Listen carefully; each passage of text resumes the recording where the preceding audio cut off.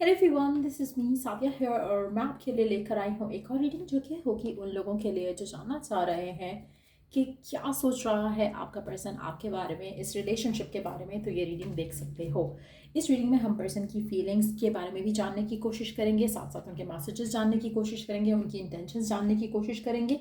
ये भी जानने की कोशिश करेंगे कि क्या होने वाला है आपके फ्यूचर में आपके पर्सन के साथ। सो स्टिक अराउंड और जस्ट बी माइंडफुल कि ये एक जनरल रीडिंग है, सबके साथ मैच कर भी सकती है और नहीं भी। सो जो बातें जो मैसेजेस मैच करते हैं उन मैसेजेस को पिक करो और बाकी सबको छोड़ दो। अगर आप पर्सनल रीडिंग्स चाहते हो पेपॉल से या इजी पैसेज पे विन कर सकते हो। सिर्फ तभी रीच आउट करो ताकि आपका भी टाइम वेस्ट नहीं हो और मेरा भी। सो लेट्स फाइंड आउट कि क्या सोच रहा है आपका पर्सन आपके बारे में, इस कनेक्शन के बारे में जो आपके साथ उनका है। क्या चल रहा है उनके माइंड में आपको लेकर, क्या सोच रहे हैं आपके पर्सन, क्या सोच रहे हैं आपके person. The sun, two of coins.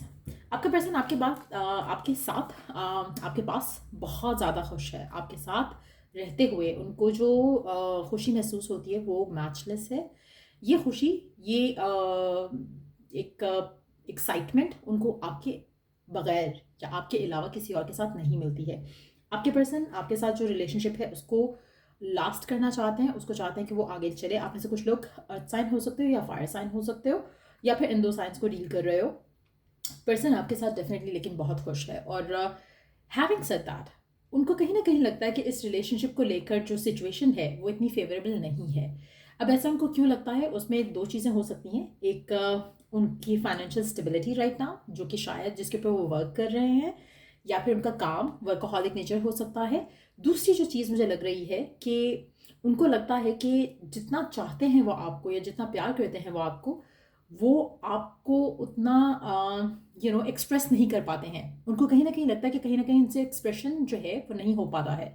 वो आपको बता नहीं पाते हैं, एक्सप्रेस नहीं कर पाते हैं। तो कहीं ना कहीं उनका काम बीच में आता है, कहीं ना कहीं उनके जो एक फियर है जो अपने आप को ओपन अप करने का, वो आपके पर्सन को रोक देता है आपकी तरफ सही एक्शन लेने में। लेकिन आपके पर्सन आपके साथ बहुत ज़्यादा खुश है, सेटिस्फाइड है, हैप्पी है।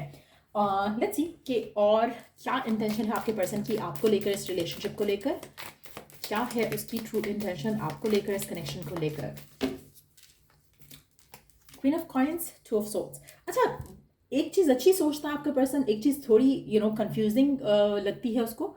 सो कहीं ना कहीं यहाँ पर भी जहाँ पे वो आपके साथ खुश हैं, आपको वो चाहते हैं, आपके बारे में अच्छा सोच रहे हैं, अच्छा फील करते हैं आपके साथ होने को लेकर, लेकिन एट द सेम टाइम कुछ चीज़ें हैं जो कि उनको बॉदर करती हैं, जिसके बारे में वो सोचते हैं और इनडिसाइसिव हो जाते हैं। यहाँ पर भी अगर हम इंटेंशंस की बात करें, वो डेफिनेटली आपको देखकर या आपके साथ होकर उनको लगता है कि इस रिलेशनशिप में इतना पोटेंशियल है कि ये डिस्टेंस तक जा सके, लॉन्ग टर्म के लिए चल सके।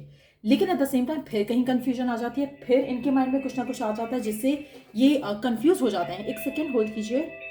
सो coming back to the reading, इस पर्सन को लगता है कि इस रिलेशनशिप में आपको आपके साथ जो उसका कनेक्शन है, नो डाउट वो उसे अच्छा लगता है और इसलिए वो चाहता है इस कनेक्शन को लास्ट करना। उसको लगता है कि इस कनेक्शन में इतना पोटेंशियल है कि ये आपके साथ अपना फ्यूचर देख पाते हैं। लेकिन एट द सेम टाइम फिर उनको लगता है कि चॉइस बहुत टफ होगी, इनको कहीं ना कुछ कंप्रोमाइज़ करना पड़ेगा। या तो फैमिली शायद अप्रूव नहीं करेगी, या फिर कुछ ऐसे डिफ़िकल्ट सिचुएशंस डेवलप होंगी जो कि इनको समझ नहीं आ रहा कि ये वर्कआउट कर सकेंगे उस चीज़ को लेकर या नहीं। आप में से कुछ लोग होता है सिंगल पेरेंट, हो सकता है कि सिंगल पेरेंट हो या फिर ये पर्सन सिंगल पेरेंट हो, इसकी पॉसिबिलिटी काफ़ी ज़्यादा है। या फिर ये खुद एक सिंगल पेरेंट के साथ रेज्ड है, जिसकी वजह से इसको लगता है कि इसके फैमिली में जो इसकी मदर फिगर है या फादर फिगर है जिसके साथ ये रहा है हमेशा से, वो शायद उनके लिए काफ़ी टफ होगा ये डिसीजन, या उनको छोड़ना पड़ेगा या उनसे दूर होना पड़ेगा फॉर सम रीज़न।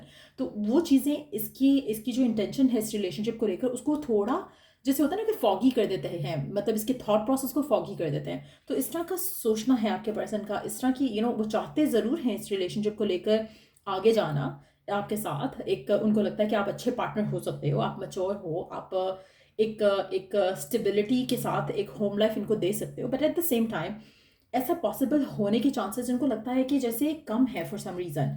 कहीं ना कहीं इनको लगता है कि टफ चॉइसेस बनानी पड़ेंगी, या तो इनको या फिर आपको।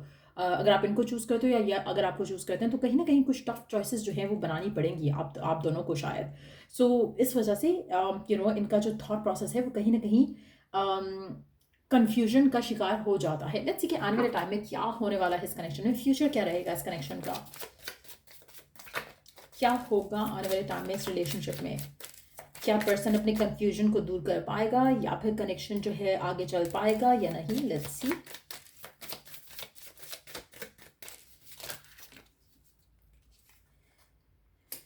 Love language, gift giving, tokens of reciprocity, holds, cherished memories. आप काफ़ी cherished memories बनाने वाले हो इस इंसान के साथ। मुझे लगता है कि आप दोनों के दरम्यान में बहुत पॉजिटिव एक गिव एंड टेक है रिलेशनशिप का। मुझे लगता है कि एक बहुत ही सेटिस्फाइंग कनेक्शन है। आप में से कुछ लोगों के लिए आपके पर्सन को पपीज़ पसंद हो सकता है या आपको पपीज़ पसंद हो सकते हैं। हो सकता है कि आप इसको वो गिफ्ट करो या वो आपको ये गिफ्ट करें। कोई पेट गिफ्ट करने के चांसेस मुझे यहाँ पे दिख रहे हैं। मुझे लगता है कि आपके पर्सन और आपके दरम्यान में एक्सचेंज ऑफ लव जो है वो कंटिन्यूसली चलेगा। It's not just gifts, it's more like कि एक एक्सचेंज है, एक हेल्दी एक्सचेंज है, गिव एंड टेक है रिलेशनशिप में, जो कि आने वाले टाइम में मुझे लग रहा है कि चलता रहेगा। और कंफ्यूजन जो है लेट्स सी कि वो दूर हो पाए या नहीं। सी हाय हाय, जो मैं कार्ड्स देख पा रही हूँ ये मेरा हाय हाय निकला है मुझसे, वो ये है third party, magnetism, freedom. So third party जहाँ पे आए हैं तो ये मदर फिगर, फादर फिगर जिसकी पहले हमने बात की है वो हो सकता है, या फिर अगर आपका बच्चा है या उसका बच्चा है तो वो हो सकता है। होल्ड ऑन, मुझे बाकी कार्ड्स पिकअप करने दो। सो जो बाकी कार्ड्स हैं उसमें आता है फ्रीडम, मैग्नेटिज्म, मोमेंटो, सोलमेट। सो आप में से मेजॉरिटी लोगों के लिए जो ये कनेक्शन है मुझे नहीं लगता कि इतनी आसानी से ख़त्म हो सकता है। यहाँ पे थर्ड पार्टी का इन्फ्लुएंस रहेगा स्टिल। जो ये कंसर्न है ना इसका, वो किसी थर्ड पार्टी को लेकर है।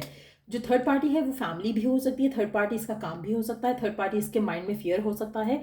लेकिन जो भी ये चीज़ है मुझे लगता है कि उसको ओवरकम कर पाएंगे over the period of time. मुझे लगता है कि आपको और आपके पर्सन के दरमियान में जो रिलेशनशिप है वो स्ट्रेंथन अप होता रहेगा over the period of time, क्योंकि ये आपके साथ खुश हैं। जो इनके डाउट्स हैं, फियर्स हैं, वो स्लोली बट श्योरली ये उनके ऊपर काबू पाते रहेंगे, उनको ओवरकम करते रहेंगे और इवेंचुअली ये अपने आप को इस जगह ले आएंगे जहाँ पर ये अपने किसी भी अनहेल्दी पैटर्न ऑफ थॉट को किक आउट कर सकेंगे, अपने आप को फ्री कर सकेंगे उससे, और आप दोनों का रिलेशनशिप आगे जा सकेगा। अच्छा, आप में से कुछ लोगों के लिए आपको खुद भी शायद अपने थॉट प्रोसेस को क्लियर करना चाहिए, पॉजिटिव करना चाहिए, जो डाउट्स हैं, फियर्स हैं, उसको एलिमिनेट करना चाहिए।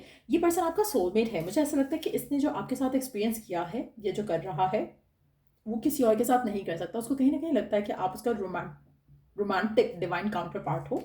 सो वो आपके साथ इस रिलेशनशिप को लेकर डेफिनेटली आगे जाना चाहेंगे और चांसेस काफ़ी ज़्यादा स्ट्रांग है कि आपके फेवर में हो जाए सारा कुछ इस रिलेशनशिप में आगे चलकर।